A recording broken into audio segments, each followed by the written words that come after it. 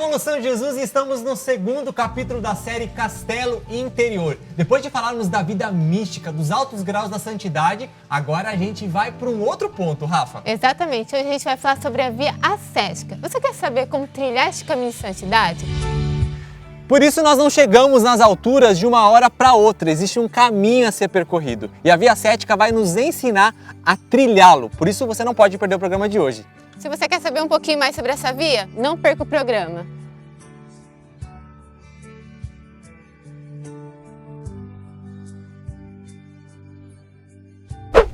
Flávio, vida espiritual, vida interior e graça santificante. Qual que é a relação que existe entre elas e qual que é a distinção? Tá, muito bom, Rafa. A gente precisa lembrar que antigamente eram sinônimos, né? Então, se você ler textos mais antigos, Santo Agostinho, Santa Teresa, São João da Cruz, quando eles falam de vida interior, eles estão falando de vida espiritual sobre o influxo da graça santificante. Mas hoje, principalmente a partir do século XX, a gente precisa fazer essa distinção e precisa dividir bem, né? Então, são 3 camadas diferentes. Vida interior é tudo aquilo que se passa no interior da pessoa, né? Os seus sonhos, a sua psicologia, virou um ramo da psicanálise e da psicologia. Isso pode estar relacionado com Deus ou não. Se ele está relacionado com Deus, aí nós temos um nível superior de vida interior. Nós temos a vida espiritual. Estou me relacionando com Deus, estou me relacionando com a eternidade, né? Ela só é plena quando ela está sob o influxo da graça santificante. Ou seja, quando eu tenho uma vida espiritual, mas estou em estado de graça, sem pecado mortal, né? Porque muita gente acaba se enganando e vivendo uma vida espiritual em meio ao pecado. E é triste e é uma mentira ao mesmo tempo, né? É como Judas, que parecia ser apóstolo, mas era ladrão e virou traidor. Então a gente precisa lembrar sempre, a vida espiritual de verdade só existe com a graça santificante. Porque quem constrói a vida espiritual é Deus. E se a gente tem alguma relação com o pecado, Deus não pode ter nenhuma relação com a gente. E a gente vê na vida dos santos, né, que para eles o amadurecimento, esse crescimento na vida espiritual é muito nítido. Mas pra gente, é possível, né? A gente tão humano, vamos dizer assim, tão pecador, mas será que é possível eu ter uma vida espiritual, crescer na minha vida espiritual? Foi a dúvida de Santa Teresinha, né? Eu quero ser santa, mas eu não tenho essa envergadura dos santos. E olha só, não só foi santo, como é doutora da igreja. Né? Então é possível sim, né? Existe um caminho espiritual, existe um percurso que a gente precisa percorrer, né? No livro eu busquei deixar claro esse percurso, para que as pessoas entendam que existe um caminho e que precisamos crescer em santidade, né? Se você pega a Bíblia, em alguns momentos Jesus fala, mulher de pouca fé, homem de muita fé, ou seja, ele está sinalizando que existe graus diferentes de santidade, né? E precisamos crescer nesses graus. Então precisamos descobrir qual é esse caminho de santidade, né? Qual é esse caminho por dentro desse castelo maravilhoso que a gente precisa fazer até chegar no centro do castelo, onde está Deus, onde está a nossa vida espiritual mais elevada. E a gente vai vendo que cada santo teve o seu caminho, né? É próprio de cada um. E a gente também precisa descobrir qual que é o meu caminho que vai me levar para Deus. E é importante se autoconhecer. Exatamente, é isso. Voltamos no início, né? É a vida interior. Eu preciso conhecer que eu tenho uma vida interior. Santa Teresa fala da reflexão e da oração. Então, através da reflexão, eu reconheço a minha vida interior, começo a me entender como pessoa, e através da oração eu relaciono essa vida interior com Deus. Eu elevo ela a um nível de espiritualidade. Então é importante que você não procure só o seu crescimento interior, né? Mas que você tenha a proximidade com Deus. Porque na verdade o que vai nos levar a essa alegria plena é a vida espiritual. Exatamente. E só Deus pode conduzir essa vida espiritual. Então, por mais que eu me esforce na minha vida interior, através da psicologia, da psicanálise, é parte do processo, né? Vamos dizer, é a minha parte animal e racional. Mas cadê a minha parte aí teologal? Cadê a parte da graça de Deus agindo em mim? Isso somente através da oração. Só a graça de Deus nos basta, né?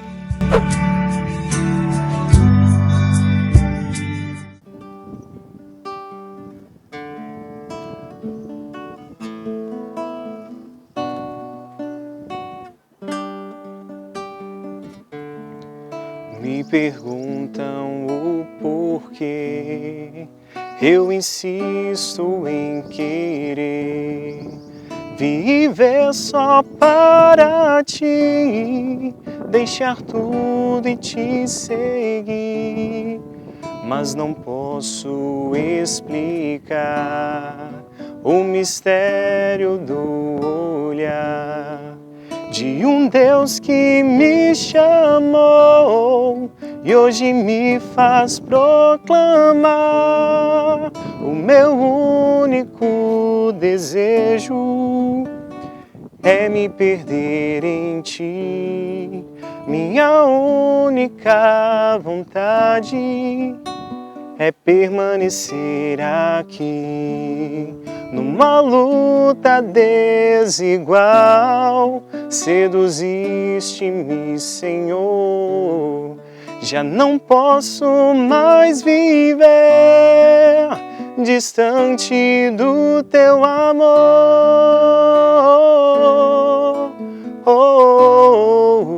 Distante do teu amor.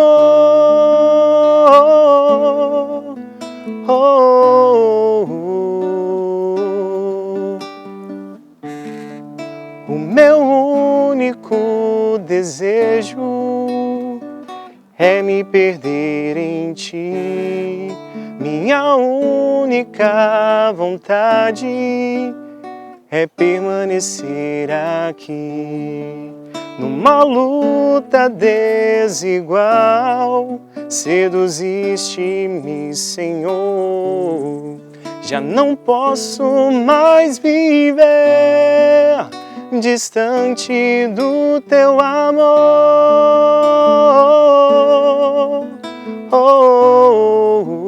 Distante do teu amor.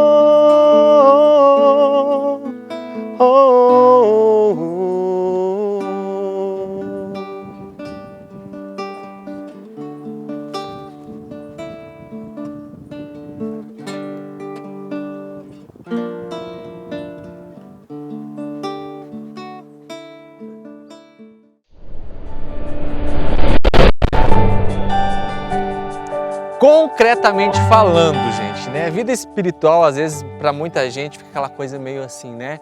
Aleatória, aquela coisa muito só espiritual e que não se encarna. Mas nós entendemos que uma vida espiritual estabelecida por uma comunhão com Deus, ela vai gerar uma transformação, uma mudança no comportamento, nas reações, enfim. Eu quero perguntar para vocês, com todo esse discurso, que mudanças concretas vocês percebem na vida pessoal de vocês a partir de uma vida espiritual estabelecida? Para ver que, de fato, ela transforma, ela realiza uma obra em nós, né? Começamos com você, Juliana. Claro, vamos lá. Né? Acho que a gente pode falar de dois tipos de mudanças, as exteriores e as interiores. Claro que elas caminham juntas, né? E a gente já trouxe isso várias vezes aqui no programa. Mas eu poderia dizer primeiro das exteriores. Eu usava muitas coisas que hoje eu não usaria. A nível de vestimenta, de maquiagem, de várias coisas, né? Porque a minha ideia muitas vezes quando eu saía era seduzir, né? Era ser vista, mas não de um jeito positivo, né? Sim de um jeito negativo.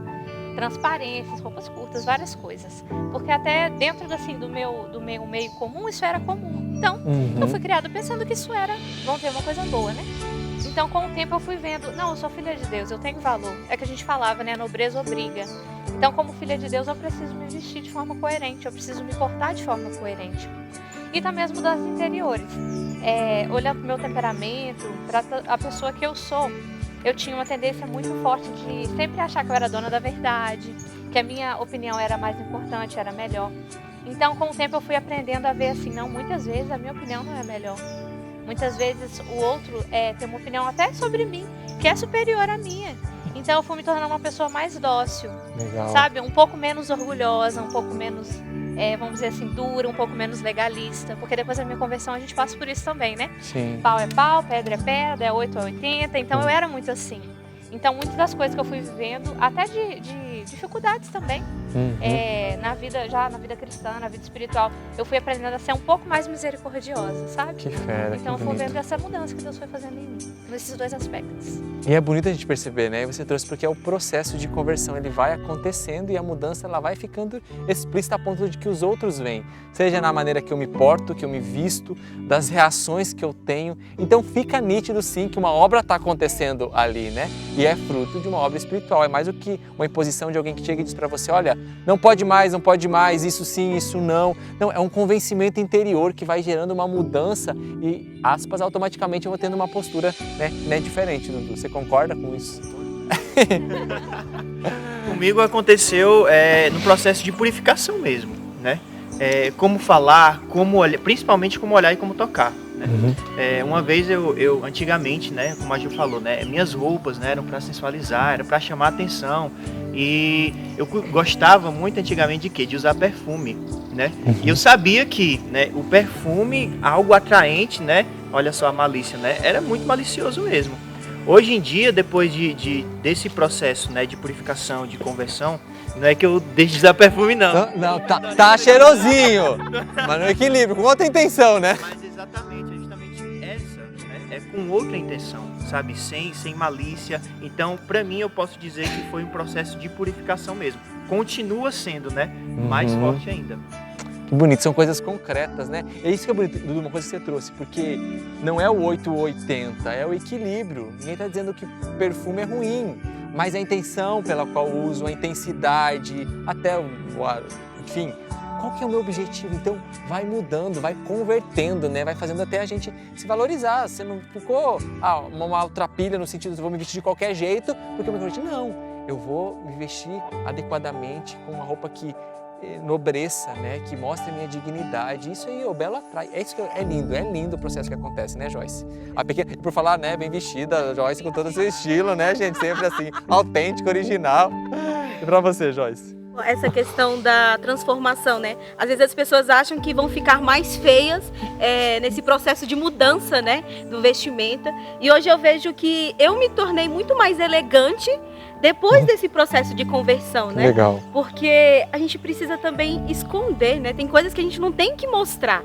E a gente nesse processo de conversão, nesse processo de entendendo, né? Nessa vida interior, nessa vida espiritual, que você tem coisas que não é para se mostrar. Então eu vejo também muito isso dentro de mim, nesse processo que a minha vida de oração, que esse processo de conversão foi me levando, né? A entender que aquilo que eu tenho não precisa ser mostrado, né? Então, primeiramente, nesse processo de mudança de vestimenta, mas também, até mesmo aquilo que eu escutava, porque tinha músicas que eu escutava antes, que hoje eu não escuto mais, né? Então, o processo com música, lugares onde eu ia, né? Porque às vezes eu ia em lugares que eu achava que estava tudo certo, né? Shows, enfim, festas. E aí hoje eu olho para isso, gente, esse não é um lugar que um cristão deveria estar, né? E isso foi me trazendo uma liberdade interior, de Sim. fato, né? Porque às vezes a gente acha que a gente é livre quando a gente vai onde a gente quer, né? Onde a gente tem vontade, mas a gente vai vendo que não. Porque isso não traz, como eu posso dizer, uma satisfação, né? Para a realização alma. Na interior. verdade, assim, a gente vai buscando, mas isso só vai trazendo um vazio interior, né? Então eu vejo muito isso.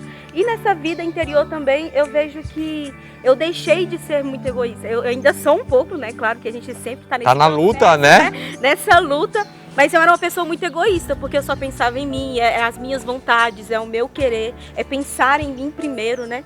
Mas essa vida de oração vai me levando a entender que eu preciso pensar primeiramente no outro, né? Eu preciso também ter esse cuidado, né? De olhar para o outro, de ter uma atenção para o outro, depois pensar em mim, né? Sempre pensar no outro. Então, a minha vida de oração me ajudou muito e enxergar isso em Jesus, né? Esse amor-sacrifício, né? Às vezes a gente vem dessa cultura, né? Do hedonismo, né? Eu não quero sofrer, eu não quero me sacrificar. Quero prazer. Eu quero só o prazer e essa vida de oração vai trazendo essa mudança. Então, eu vejo principalmente isso. Essa capacidade de se doar, essa capacidade de até mesmo, se preciso for, se sacrificar também. E esses exemplos concretos, eles nos mostram uma vida espiritual bem estabelecida. as coisas não são desencarnadas, elas estão interligadas. Eu gosto de dizer uma frase bem simplória, mas que traduz bem. Quando a gente tem uma vida espiritual, né, estabelecida, a nossa melhor versão vem à tona, né? O que é essa melhor versão, né? A nossa originalidade, a nossa autenticidade e a transformação que acontece em cada um de nós, né? Porque é Cristo que começa a viver em nós.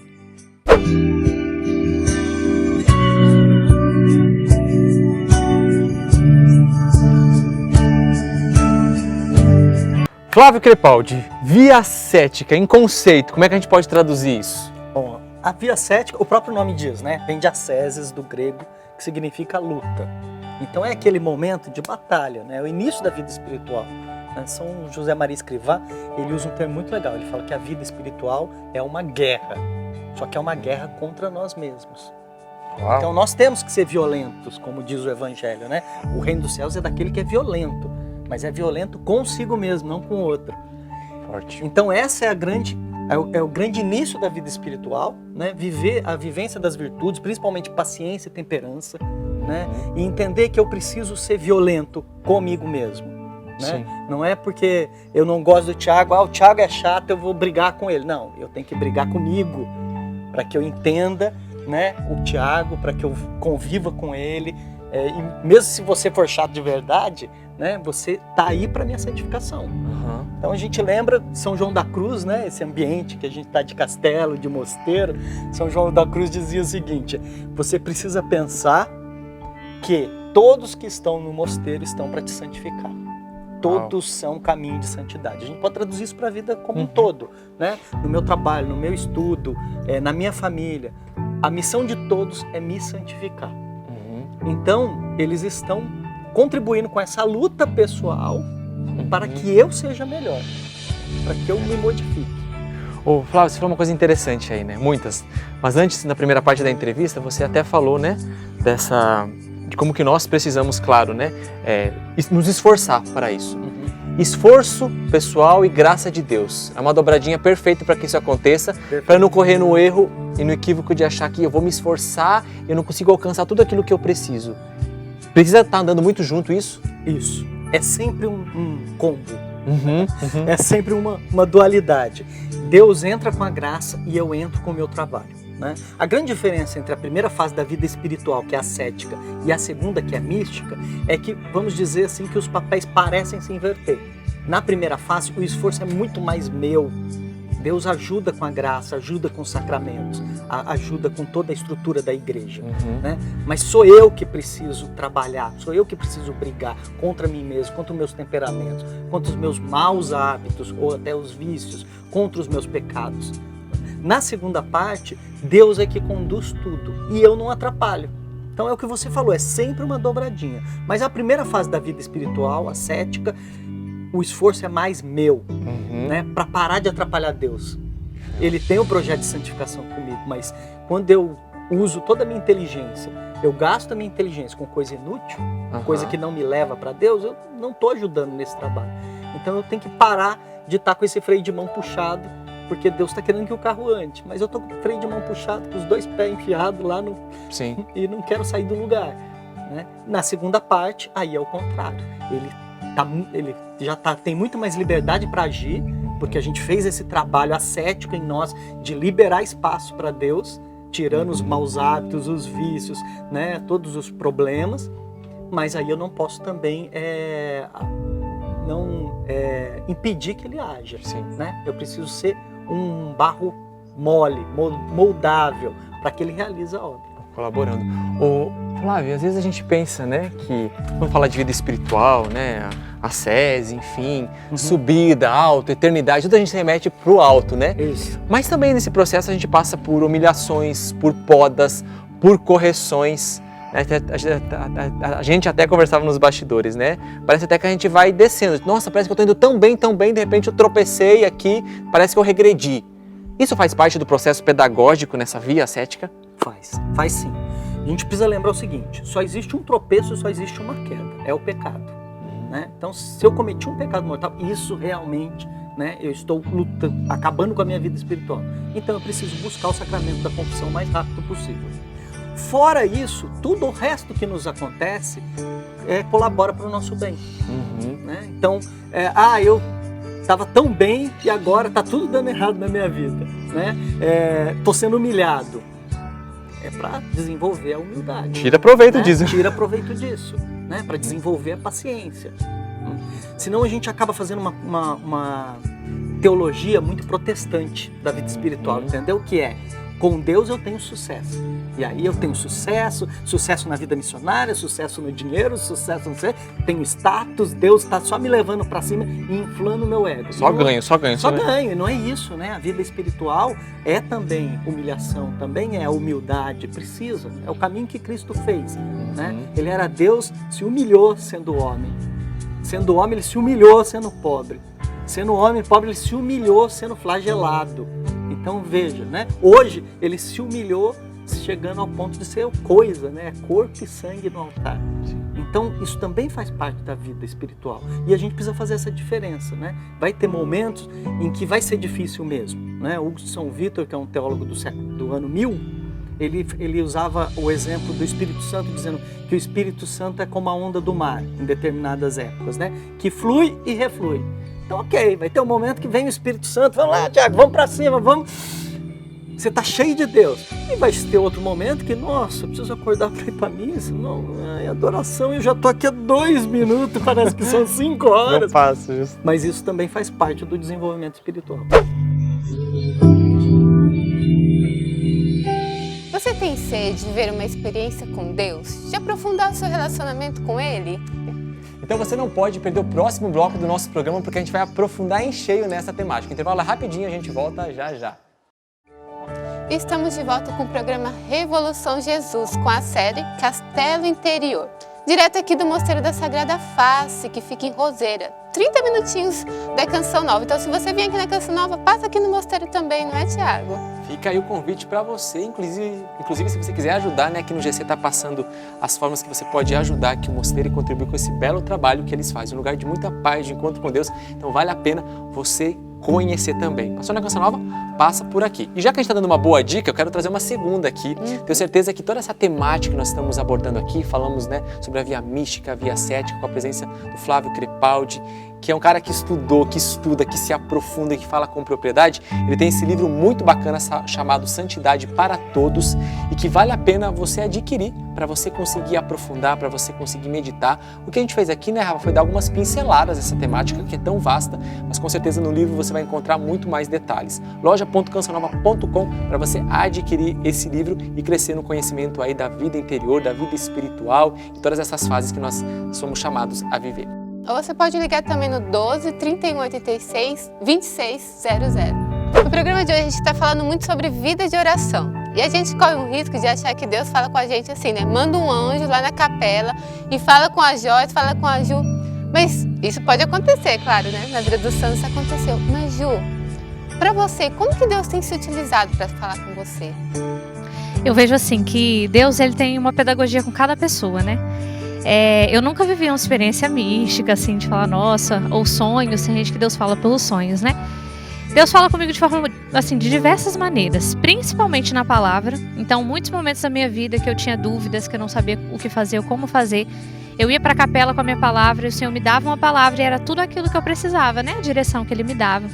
Mas Ele também já me falou por meio das minhas autoridades. Então, por exemplo, o meu diretor espiritual, que é muito importante a gente ser dirigido por alguém que está à nossa frente na vida espiritual. Então, muitas vezes eu chego com questões e eu falo, não sei como resolver. E aí, aquela autoridade me dá uma direção. Então, também dessa maneira. Os nossos formadores na nossa vida, porque diz de nós, mas eu acho que todo cristão precisa de alguém que o ajude espiritualmente, né? Então, também já vivi momentos de oração que Deus falava, me direcionava em alguma coisa em específico. Então, por exemplo, na formação inicial, em momentos assim que eu tinha muita saudade de casa, em momentos que eu olhava para mim e pensava, Senhor, será que eu dou conta da vida consagrada? E o Senhor sempre me mostrava de alguma maneira que eu deveria ficar. Então, Ele me dava uma palavra, ou alguém vinha falar alguma coisa comigo, ou eu estava lendo um livro e Deus me revelava alguma coisa através daquela leitura. Então, eu acho que são essas as maneiras específicas que eu percebo. Também através da palavra de algum amigo, quando a gente se abre, né? E é um amigo que é um amigo em Deus, então ele pode também nos direcionar. Então, eu acho que quando a gente está de olhos abertos e coração aberto para Deus, Ele sempre encontra uma maneira de falar com a gente. É interessante isso que você falou, né, Ju? É importante que a gente tenha o coração aberto, né, Joyce? para você, como que se dá? Também se dá através da palavra ou através de outra pessoa? Como que você tem visto Deus se manifestar na sua vida? Então, Rafa, eu também faço uma experiência muito forte com a palavra de Deus. E é muito bonito de ver, porque né, na Canção Nova a gente faz o estudo da palavra todos os dias. E eu vou me deparando assim, que o meu estudo, ele vai permeando tudo aquilo que eu estou vivendo. Às vezes eu vivo alguma coisa no dia e quando eu vou fazer o meu estudo bíblico, o Senhor ele se revela ali na escritura e eu falo, gente, é isso que eu preciso fazer. Ou às vezes na semana eu faço um estudo que me marcou e aí eu vou entender lá na frente que Deus ele vai me dar uma situação para mim poder colocar em prática aquilo. Então a palavra de Deus também é muito concreta na minha vida, mas eu também consigo escutar Deus também através dos fatos, através da natureza também. A natureza ela fala muito comigo, né? Acho que também por causa dessa questão da fotografia, né? Como eu sou fotógrafa, então eu tenho essa sensibilidade, né? Pela beleza, pela a natureza, né? Por aquilo que é o belo, né? Porque Deus ele fala também através disso. Então, assim, eu vivi já muitas experiências, simplesmente com uma folha que cai, às vezes um casulo que está ali, né? Naquele processo da borboleta, da metamorfose. Então, assim, Deus ele fala de várias maneiras, né? Também como a Juliana falou, através das pessoas, através daquela pessoa que reza pela minha cura interior, através do meu diretor espiritual. Então, assim, eu vou tocando assim de várias formas, né? Deus ele nunca se cala. A gente que precisa ter esse ouvido, né, atento para escutar Deus. Dudu, você é músico, né? Compõe, toca, é artista, desenha, faz de tudo um pouco. Mas como que Deus se manifesta em você e através desse dom? Eu acho muito interessante você fazer essa pergunta, porque Deus ele realmente fala de várias formas, né? As meninas foram dizendo através do diretor espiritual, do estudo da palavra, né? E Deus muitas vezes fala comigo nos fatos também, né? É verdade, muitas pessoas se relacionam com Deus através de músicas, né? Piaget de Frassat, por exemplo, não era músico, mas ele falava que quanto mais ele escalava as montanhas, ele escutava melhor a voz de Deus, né? Então, assim, hoje eu consigo perceber que o Senhor ele fala bastante comigo quando eu desenho. São José Mário Escrivá falava que a evangelização é um meio que Deus se utiliza para se comunicar com a gente, né? E São João Paulo II, na Cartas aos Artistas, ele fala que evangelizar é uma arte. Então, através dos desenhos que eu faço, né, letras, enfim, eu vejo e sinto muito a presença de Deus falando comigo ali, se comunicando comigo também. Você já viu alguma experiência de alguma pessoa falar assim, olha Dudu, eu fui tocada por aquela música, ou aquele desenho mexeu comigo, falou comigo? Já algumas vezes, graças a Deus. Um exemplo bem claro, né, e que eu posso testemunhar é na live do Ministério Jovem que aconteceu ano passado, né? E aí eu estava desenhando lá ao vivo e tudo mais, e algumas pessoas entraram em contato comigo perguntando se aquilo também era, testemunhando na verdade, né, dizendo que aquilo também era um meio de evangelização para eles, né? Eu achei aquilo muito interessante, foi aí que eu comecei a mergulhar e perceber que Deus ele também, através da evangelização, que é uma arte também, fala muito comigo. A gente vai percebendo, né, que Deus fala todo o tempo, com todas as situações da nossa vida. Basta apenas que nós estejamos sensíveis, atentos à voz de Deus, né? O Padre Jonas nos fala, Deus nos fala nos sinais. Quais são os sinais que Deus está dando para você hoje? Fique atento, abra os ouvidos, que Deus quer falar com você.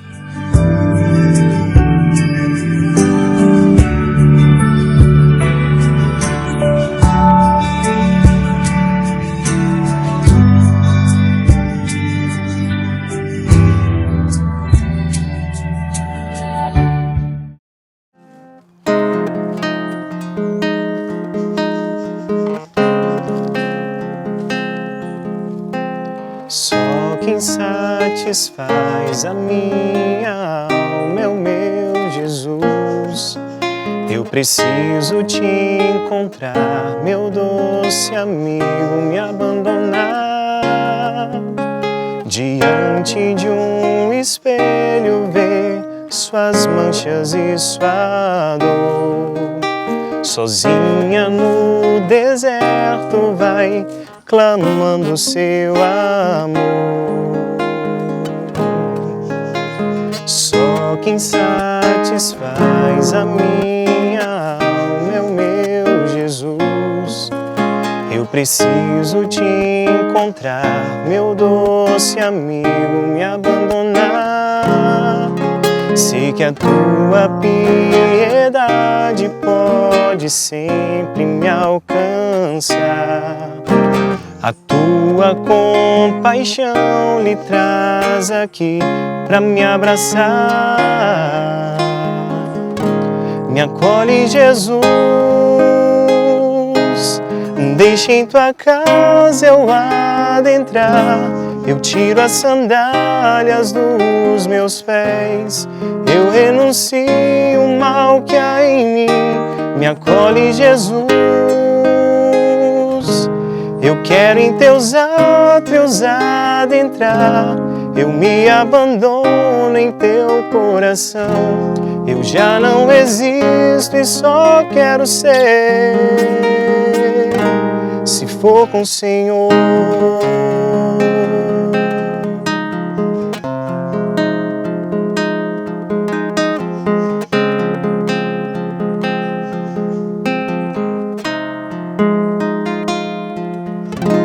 Só quem satisfaz a minha alma é o meu Jesus. Eu preciso te encontrar, meu doce amigo, me abandonar. Diante de um espelho ver suas manchas e sua dor. Sozinha no deserto vai clamando seu amor. Me acolhe, Jesus, deixa em tua casa eu adentrar. Eu tiro as sandálias dos meus pés, eu renuncio o mal que há em mim. Me acolhe, Jesus, eu quero em teus átrios adentrar. Eu me abandono em teu coração. Eu já não existo e só quero ser, se for com o Senhor.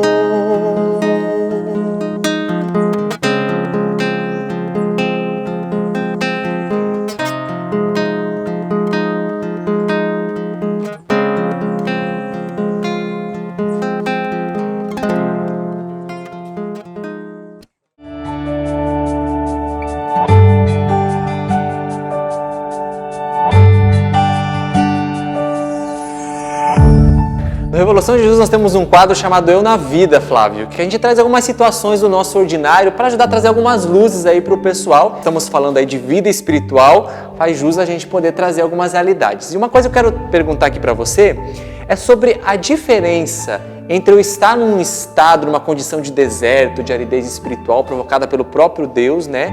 Ou estar vivendo um estado de tibieza, que é muito diferente. Consegue fazer a distinção para a gente disso? Até para a gente ter clareza, olhar para a minha vida e pensar, bem, peraí, onde eu me enquadro na realidade que eu vivo no agora?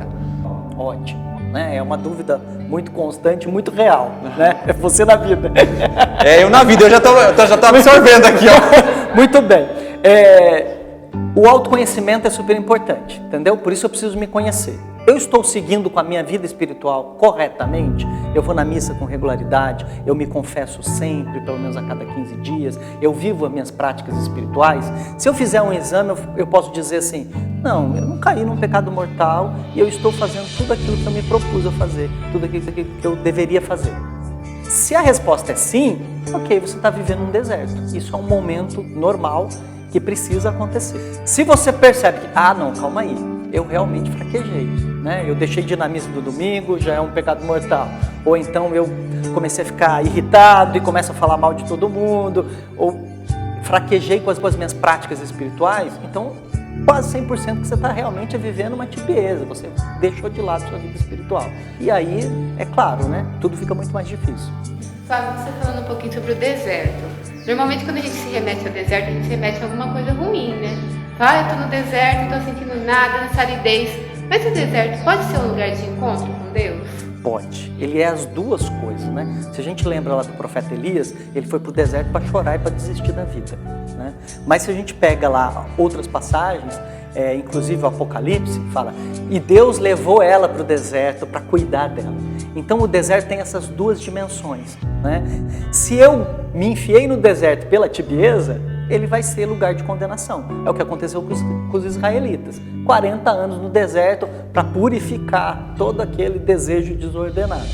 Agora, se Deus me levou no deserto para cuidar de mim, então Ele está querendo realizar algo que Ele só pode realizar se eu me fechar um pouco para o mundo, parar de ouvir tantas coisas, de conversar tanto, né? De estar tão presente nas redes sociais, de estar acompanhando tudo que acontece no mundo inteiro, todas as notícias. Ele quer falar comigo. E Ele sempre fala através da brisa suave, do sussurro. Então Ele necessita que a gente tenha esses momentos de deserto, que a gente apague as influências externas para conseguir ouvir bem. Flávio, uma coisa que é comum, né, entre todos os santos, e agora falando de Teresa d'Ávila, ela fala muito da questão do diretor espiritual e da importância que uma direção espiritual tem nessa vida, né? Que nós estamos falando aqui da via ascética, já falamos da via mística. O que é um diretor espiritual e qual é o papel de um diretor espiritual? É muito boa a gente fazer essa distinção, né? Porque existe algumas tendências de direção espiritual que não são direção espiritual, que é psicologia, né? E ótimo, a gente precisa ir no psicólogo, a gente precisa se conhecer melhor. Mas a direção espiritual, ela vai para te conduzir no caminho de espiritualidade, né? Você é iniciante na fé? Você já está progredindo um pouco mais? Deus fala de formas diferentes dependendo do estágio que você está. Então você precisa ter uma pessoa que consiga te reconhecer nesse estágio, né? E entender isso que a gente estava falando. Calma aí, isso aí, a pessoa está vivendo um deserto ou ela está sendo tíbia mesmo?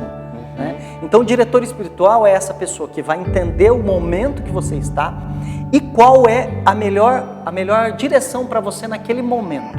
Porque isso também muda de acordo com a vida espiritual. Né? À medida que a gente vai crescendo em espiritualidade, as coisas adquirem aspectos diferentes. Isso é muito importante a gente saber a distinção. Então, para dar um exemplo rápido aqui, né, que a gente fala de deserto, dependendo se a gente dividir a vida espiritual em 3 fases, dependendo da fase que você está, ele significa uma coisa diferente.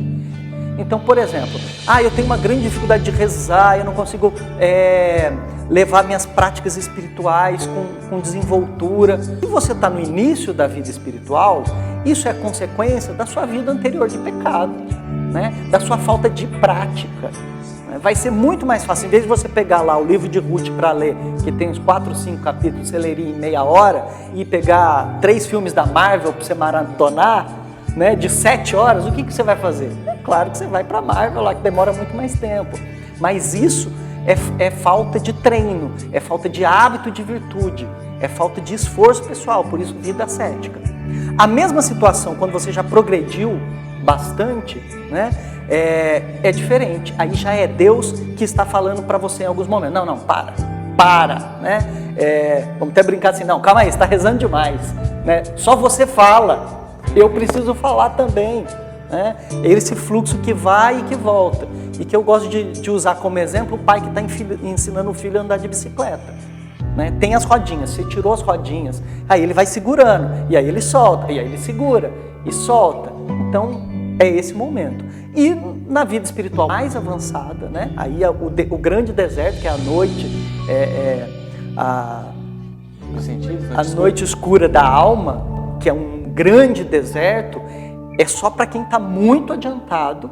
E aí diz o quê? É exatamente desse momento que Deus parece se retirar por completo e abandonar a pessoa, né? Então só quem está muito firme na fé consegue viver essa experiência. Se a gente pega, há pouco tempo, divulgaram as cartas de Santa Teresa de Calcutá, né, que ela mandava para o diretor espiritual dela. Olha a importância disso. Quer dizer, uma mulher extraordinária, ganhou o Prêmio Nobel da Paz, uma santa. E aí nas cartas ela estava dizendo, não sinto Deus, não sinto nada, né? Ela vivia essa noite escura da alma. Então, mas era santa e do lado de fora e na sua vida interior ela continuava mantendo o que precisava ser mantido. Uma coisa muito interessante, Rafa, né, que a gente até comenta, quando a gente vê, né, qual que é o papel do diretor espiritual, a primeira coisa que desperta em nós é o desejo de ter um diretor espiritual, né? Você fala, nossa, eu quero ser ajudado, né? Eu quero ser conduzido. Mas indo bem para a realidade, né? Eu na vida, quem sabe muitos se identifiquem agora, o que fazer se eu não encontro um diretor espiritual? Né? Que é uma dificuldade, né, Rafa? Porque nem todas as paróquias a gente consegue, né, encontrar um diretor. E aí uma outra dúvida, um diretor espiritual tem que ser sempre um padre? Tá. É difícil mesmo, e sempre foi difícil, né? Santa Teresa passou 17 anos dentro do mosteiro, patinando na vida espiritual. Ela conta isso nos livros dela. Então, depois de quase 20 anos que ela começou a desenvolver a vida espiritual dela, e claro, nos próximos 20 anos ela chegou na 7ª morada. Mas a principal dificuldade era essa, ter um diretor espiritual que conduzisse ela para frente, né?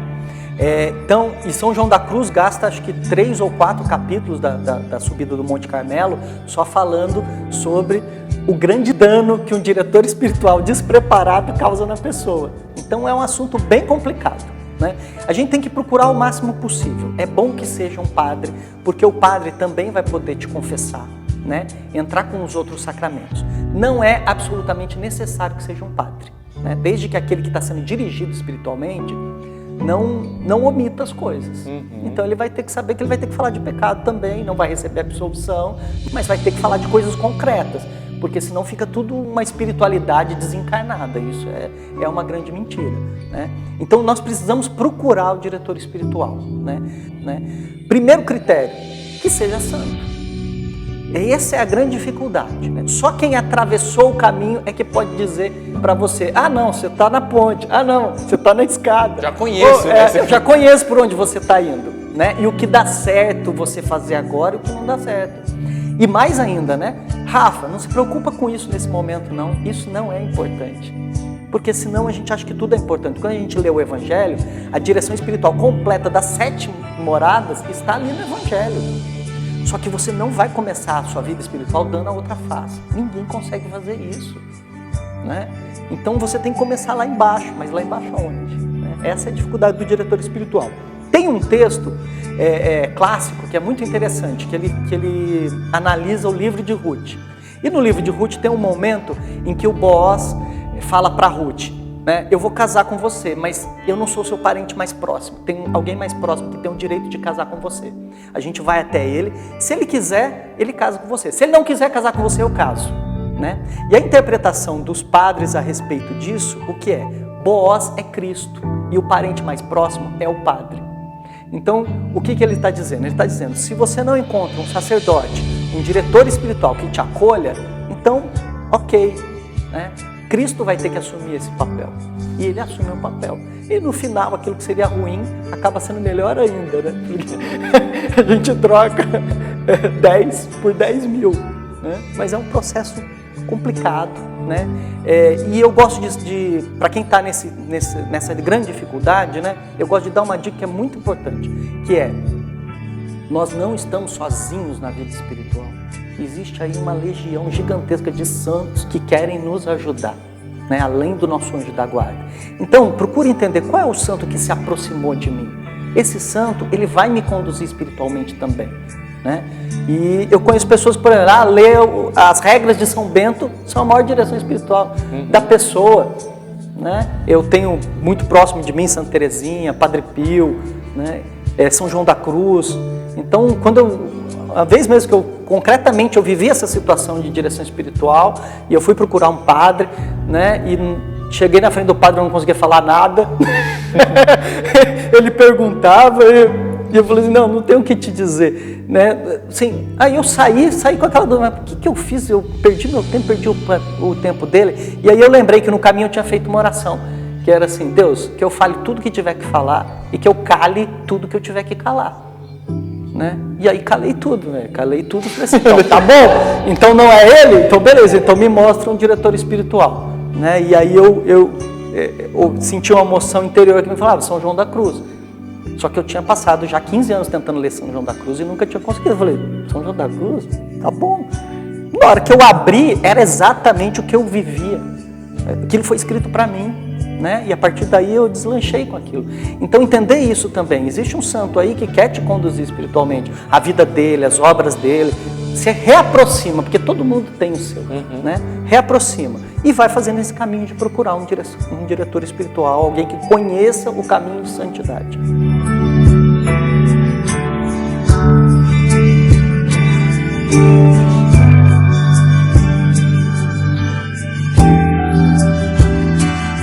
Já na reta final desse programa, nós queremos trazer para você mais uma vez fatos concretos. E antes da gente rezar, a gente quer que brevemente os nossos irmãos aqui que compartilharam com a gente durante o programa, que compartilhem agora conosco um fato concreto, recente ou mais antigo que você tenha vivido com Deus. Porque em todos esses programas, né, nesses dois, no caso, nós falamos de uma relação pessoal, próxima, íntima com Deus. Então, nós queremos trazer aquilo que de fato é uma vivência pessoal para que você também possa se rever e dizer, peraí, eu também vivi com Deus, Deus também falou comigo, Deus também me deu uma direção. Então conta aí pra gente, Joyce. Então, vou contar uma de ontem, bem recente. Nossa, recente?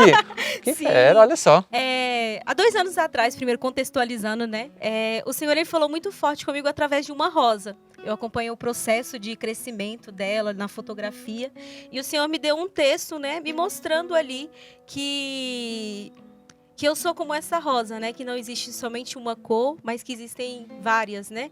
E nesse momento, assim, mexeu muito comigo na minha história. E aí ontem, na gravação aqui do programa, eu me sentei no jardim e aí eu encontrei a mesma rosa, porque ela é uma rosa diferente, né? Ela não é só de uma cor. É uma rosa vermelha e branca. Então, assim, eu nunca tinha visto ela, né? E aí ontem, quando eu me sentei assim, eu vi aquela rosa e não tinha só uma, porque no processo que eu vivia há 2 anos atrás, era apenas um botão de rosa. E quando eu me sentei ali, eram vários, né? Era como se fosse um buquê. E ali o Senhor ele foi falando no meu coração que eu preciso dar, né? Eu preciso florescer cada vez mais. E aquela roseira, ela tinha, né, sido podada, então ela estava pequenininha ali. E eu não precisava esperar crescer, né? Estar no tamanho, talvez, que eu deveria estar para começar a florescer. Mas ali nesse primeiro processo ali, talvez bem pequenininha ainda, né? Acabada de ser podada por Deus, eu precisava também dar essas flores e eu precisava dar estes passos, né? Então foi uma experiência bem forte de relembrar e de tomar posse, né? Que eu preciso florescer aonde o Senhor quer. Nossa, Deus é fantástico, né? É no singelo, no simples, mas que tem um significado tão profundo. E do lado daí, Rafa, do lado de lá. Dudu, muitas vezes a nossa fé ela é sustentada por alguns momentos que a gente foi vivendo e marcou a nossa história. Qual que é o momento que você viveu que hoje muitas vezes você precisa retomar naquele instante para que você possa sustentar a tua fé cada dia? Certo. Hoje eu sou missionário da comunidade, né? Da comunidade Canção Nova. Muito feliz, graças a Deus. E antes de entrar para a comunidade, eu fui militar durante 4 anos, né? Servi a Força Aérea, né? E quando eu senti o chamado de Deus, né, para ofertar tudo, entregar tudo, foi algo muito difícil para mim. Eu fui partilhar com a minha família, né? Olha, acho que Deus está me chamando, é isso mesmo, Deus está falando nisso, falando. E fui fazendo o caminho vocacional, né? Vim pro pré-pertence, pro pertence, que são os últimos encontros vocacionais da comunidade. E quando eu recebi a resposta da comunidade, né, dizendo que eu iria ingressar pro núcleo da comunidade, eu sentei na sala da minha casa com meu pai, com a minha mãe, né? E como eu trabalhava, ajudava muito eles financeiramente, né? Graças a Deus. Eu cheguei para eles, né, e falei, olha, eu vou mesmo, né? É isso que Deus quer. Vou deixar tudo, vou ofertar tudo, tô deixando, enfim. E aí eu comecei a chorar na frente deles, né? Chorava para eles na frente deles e falava assim, será que eu não tô sendo egoísta? Será que eu não tô pensando somente em mim? Né? Como é que vocês vão ficar aqui, aquela coisa toda, não sei o quê. E o meu pai, né, quando eu disse no início, lá do caminho vocacional, para ele falava que aquilo era só fogo de palha, aquela coisa toda, não sei o quê. Não é que ele não acreditava na minha vocação, né? Não me conhecia, né? E então, naquele momento, eu chorando, né? Será que eu não tô sendo egoísta? Será que eu não tô pensando somente em mim? Como é que vocês vão ficar aqui? Não sei o quê. E aí meu pai, ele é muito calado, né? Não é de falar muito, ele abriu a boca e falou assim, ó. Lá no Ceará a gente fala macho. Macho, como é que tu tá sendo egoísta se tu tá prestes a doar tua vida pros outros? Aquilo foi uma resposta de Deus para mim, sabe? E interessante que ao entrar para a comunidade, né, a gente vai se aprofundando na história da comunidade do Carisma Canção Nova. Eu já sabia disso, né? Mas eu só fiz essa ligação depois que eu estava na comunidade, né? Que o lema sacerdotal do Padre Jonas é feito tudo para todos. E quando toda vez que eu olho para essa passagem, que é uma passagem bíblica, né? Eu olho para essa frase, que é o lema sacerdotal do Padre Jonas, e eu lembro dessa frase do meu pai, faço essa ligação, cara, é isso mesmo, sabe? Essa eu posso dizer que é uma das experiências fortíssimas que eu fiz com o Senhor. Muito forte. E você, Ju, qual a sua experiência de fé? Então, graças a Deus a gente vai vendo muitas coisas, né? Eu tava pensando, meu Deus, qual experiência eu vou trazer? E eu me lembrei de eu no pré-discipulado, porque é nossa formação inicial, né? A gente chega no primeiro ano e vai para Lavrinhas. E eu lembro que um dia eu estava limpando uma janela lá, e eu estava muito triste nesse dia por diversas questões interiores que a gente vai vivendo e tal. E tinha uma oração eucarística para as crianças que o nosso mestre sempre fazia. Nessa oração dizia assim: no seu reino, ninguém mais vai sofrer, ninguém mais vai chorar e ninguém mais vai ficar triste. E aí eu limpando aquela janela, Deus me inspirou. E Ele me disse assim: Juliana, esse é o sentido da sua vocação. Você vai viver preparando-se e preparando o povo para essa segunda vinda. E quando Jesus vier, de fato, ninguém mais vai sofrer, ninguém mais vai chorar, ninguém mais vai ficar triste. E aí Deus me inspirou, fiz uma música com essa frase, né? E todas as vezes que é difícil na minha vocação, na minha vida, na minha história, eu me lembro desse dia. Eu vivo e a minha vocação tem esse sentido: me preparar e preparar as almas que me foram confiadas para esse dia, o dia glorioso, em que ninguém mais vai sofrer, ninguém mais vai chorar, ninguém mais vai ficar triste. Então é esse testemunho que eu trago, né? Dessa certeza de que a gente vai ter lutas e tribulações aqui, mas no meio delas a gente é feliz, dando a nossa vida para Deus. Nossa, gente, que vida, forte! Né? É vida.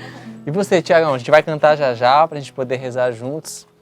Mas uma palavra, uma manifestação de Deus na sua vida que se deu a partir da sua vivência espiritual, que te marca, que você pode ser recente ou mais antiga. Vamos lá, então foi em 2019, se eu não me engano.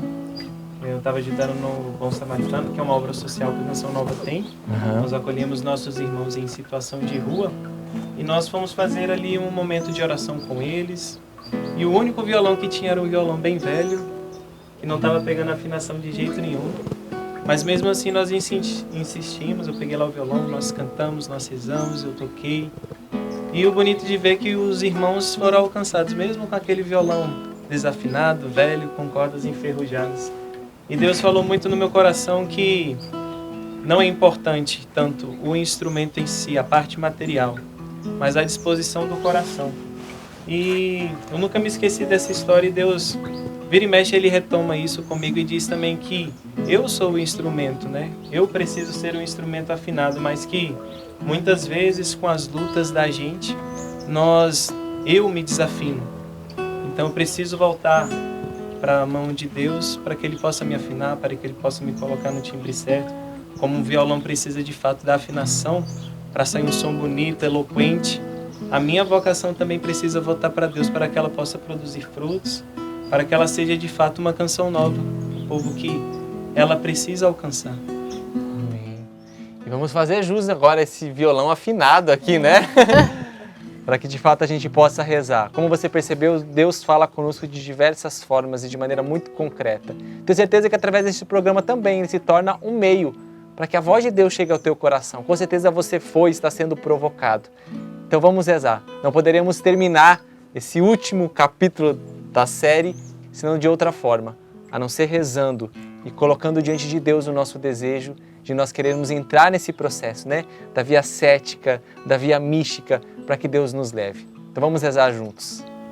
Não dá pra gente conhecer um caminho e não dá pra gente, Senhor Jesus, darmos passos deste caminho sem a Tua graça. E é ela que nós queremos pedir neste momento. Queremos com ela, Senhor Jesus, conhecer os Teus caminhos, os caminhos que o Senhor tem para nós. E nós te pedimos: mostra-me os Teus caminhos, Senhor, o que queres de mim.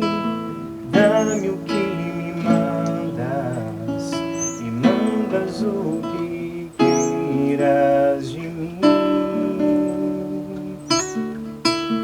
Quero entrar em Tua casa, nos Teus braços descansar, sentir os Teus carinhos e repousar o meu olhar olhar.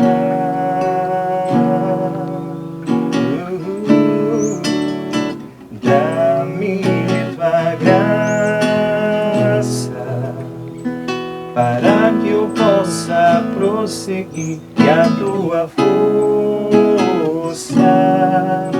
para que eu não venha desistir, pois sou teu e tu és meu, só tu és dono de mim. Dá-me tua graça para que eu possa prosseguir, e a tua força para que eu não venha desistir, pois sou teu e tu és meu, só tu és dono de mim. E o que nós te pedimos, Senhor, é a força de decisão. Nós queremos nos decidir, Senhor, a trilhar este caminho. É preciso uma decisão interior.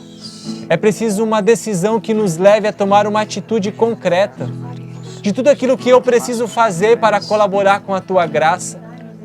Para, Senhor, alcançar os altos graus de santidade. Isso não é orgulho, Senhor, porque essa é a Tua vontade para nós. O Senhor nos criou para que sejamos santos, para que nós trilhemos o caminho de perfeição, para que de fato nós adentremos neste castelo, nós passemos de morada a morada, até chegarmos à nossa união perfeita contigo, Senhor.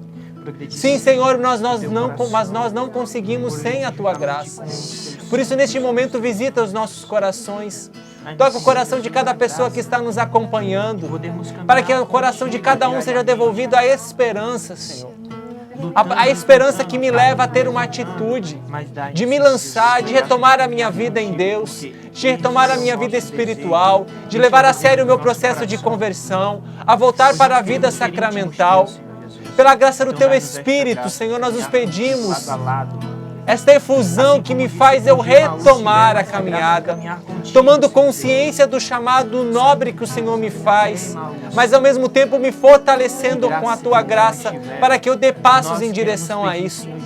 Sopra, Espírito Santo de Deus, sobre as nossas vidas, e todos aqueles que estão desacreditados, desmotivados, que eles possam de fato agora ser retomados no seu ânimo, Senhor.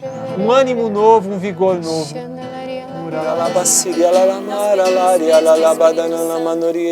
Vem nesta hora conduzir os nossos passos. Nós que muitas vezes nos perdemos, porque não sabemos a direção, porque muitas das vezes a nossa vontade faz nos andar por caminhos errados. Mas nós queremos contar com a Tua graça, Espírito Santo, nesta hora. Nós nos decidimos, Espírito Santo, deixar-nos ser conduzidos por Ti. Por isso, vem, Espírito Santo, vem nos mostrar a direção. Vem, Espírito Santo, até mesmo nos mostrar aquilo que precisa ser deixado para trás nesta hora. Porque nós queremos caminhar rumo à vontade de Deus. Vem, Espírito Santo, fortalecer a nossa vontade nesta hora. Porque nós somos fracos, porque nós somos miseráveis e necessitamos deste amor. Vem, Espírito Dá-me tua graça para que eu possa prosseguir, e a tua força para que eu não possa desistir, pois sou teu e tu és meu, só tu és dono de mim. Dá-me tua graça para que eu possa prosseguir, e a tua força para que eu não venha desistir, pois sou teu e tu és és meu, só tu és